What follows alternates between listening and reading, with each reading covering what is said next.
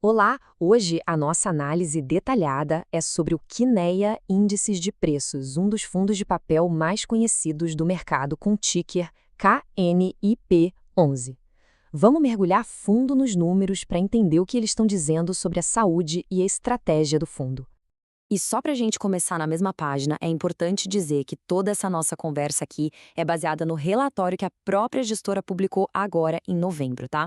Então, a gente está olhando para os dados mais recentes, com o fechamento do mês de outubro de 2025. É a fotografia mais atual do fundo.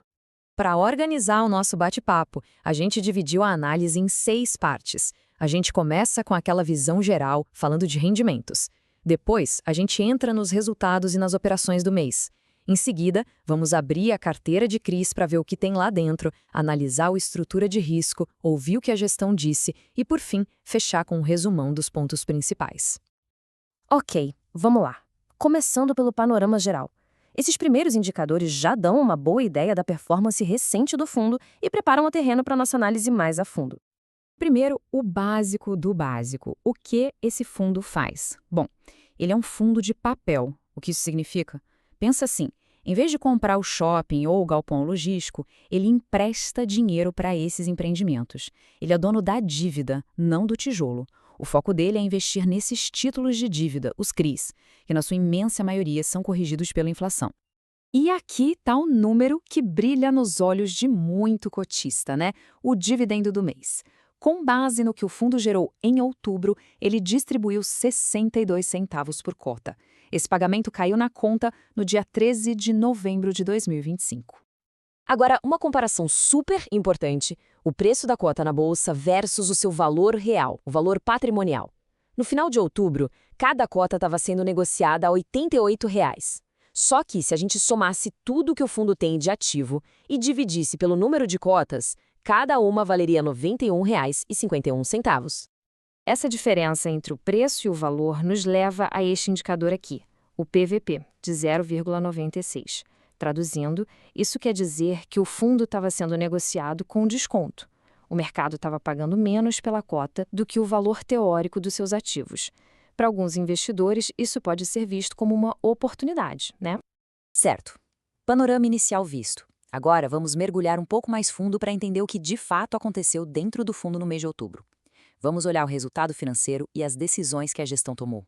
Essa tabela aqui é como um raio-x da saúde financeira do fundo no mês. Olha só, ele gerou exatamente 62 centavos por cota e distribuiu os mesmos 62 centavos. Isso mostra uma gestão bem disciplinada. Mas o ponto que chama mais atenção é a reserva acumulada, que continua bem forte em 76 centavos por cota. Isso é um baita colchão de segurança, né? Ajuda a manter a distribuição de dividendos mais estável, mesmo em meses mais fracos. Em outubro, a gestão foi bem pontual, fez um único investimento novo, mas foi uma operação bem interessante. Foram 12,6 milhões de reais alocados no CRI da Creditas. E olha os detalhes. É uma operação sênior, que a gente já vai explicar o que é, mas adianto que é de menor risco. A taxa é excelente, IPCA mais 9,20% e ainda tem garantias bem robustas por trás. Agora, uma dúvida que sempre aparece, principalmente para quem está mais acostumado com fundos de tijolo: e a vacância? E as vendas das lojas? O fluxo de pessoas nos imóveis? A resposta, por mais que possa parecer estranha para alguns, é bem direta. Essas métricas simplesmente não se aplicam a um fundo de papel como este. Vamos entender rapidinho o porquê. A lógica é bem simples.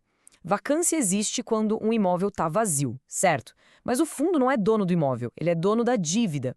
A mesma coisa vale para os indicadores operacionais. Venda de lojista, fluxo de veículos, tudo isso pertence ao negócio do devedor, não ao credor, que é o fundo. Já a inadimplência, que seria o indicador mais importante aqui, não foi divulgada de forma consolidada no relatório deste mês. Beleza, agora vamos abrir o motor do fundo e ver o que tem lá dentro.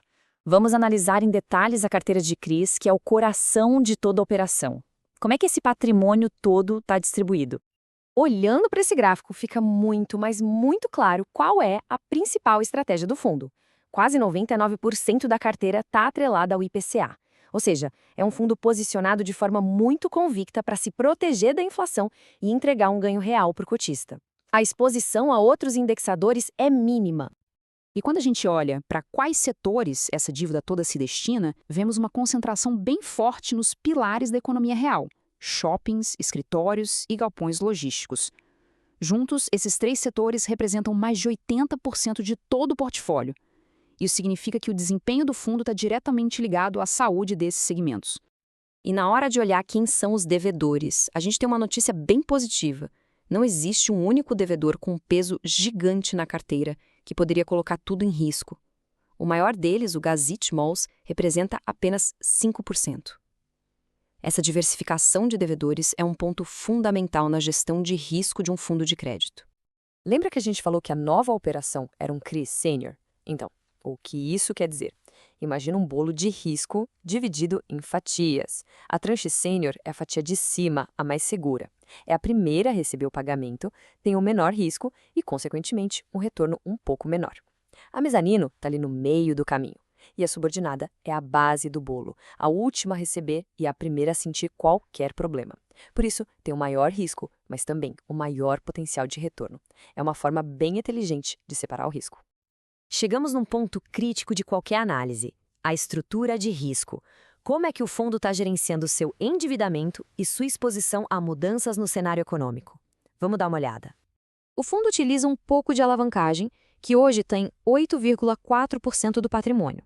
O que é isso na prática? Pensa que o fundo pega um dinheiro emprestado de curto prazo, usando seus próprios ativos como garantia, para poder investir em mais operações e tentar potencializar os ganhos. É uma estratégia que pode aumentar o retorno, mas é aquela história, né? Também aumenta o risco da operação. E esse número, duration da carteira de 3,7 anos, o que ele quer dizer? De forma bem simples, é uma medida do prazo médio dos recebimentos do fundo e, principalmente, da sua sensibilidade a variações nas taxas de juros.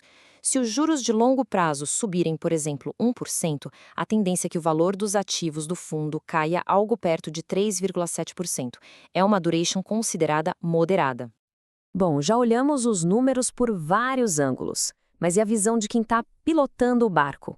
O que a própria equipe da Quínia destacou no relatório sobre o mês de outubro e sobre o cenário que eles estão enxergando? Aqui a gestão foi bem transparente, o que é ótimo. Eles explicam que o rendimento um pouco menor que o cotista sentiu no bolso em outubro é um reflexo da inflação mais fraca e até negativa que a gente teve lá em agosto e setembro. Como a correção monetária dos CRIs tem uma defasagem, o fundo sentiu esse impacto agora, resultando num dividendo menor nesse período. Para a gente amarrar tudo que a gente conversou até agora, vamos consolidar as informações num resumo, colocando na balança os pontos positivos e aqueles que merecem um pouco mais de atenção. Então, do lado positivo, o que a gente tem? Um portfólio bem diversificado, tanto em setores quanto em devedores, o que é excelente para diluir o risco. O fato de a cota estar sendo negociada com desconto, abaixo do valor patrimonial, pode ser uma oportunidade. E, claro, aquela reserva de lucros gorda, que dá mais estabilidade. Já nos pontos de atenção, a gente tem o uso da alavancagem, que sempre adiciona um risco extra, a dependência quase total da inflação, que pode ser bem volátil, e a falta de um dado claro de inadimplência no relatório deste mês. E antes da gente ir para a reflexão final, um recado rápido. A sua inscrição aqui no canal faz toda a diferença para a gente. Continue acompanhando as nossas análises e ajude a gente a levar informação de qualidade para mais gente. E para fechar, fica uma provocação para a gente pensar. Com essa estrutura, com um pouco de alavancagem e uma dependência enorme do IPCA, como será que o fundo se comporta em diferentes futuros da nossa economia? O que acontece se a inflação continuar baixa por muito tempo? E se, pelo contrário, ela voltar a subir forte? Fica aí a reflexão. Muito obrigado pela companhia e até a próxima.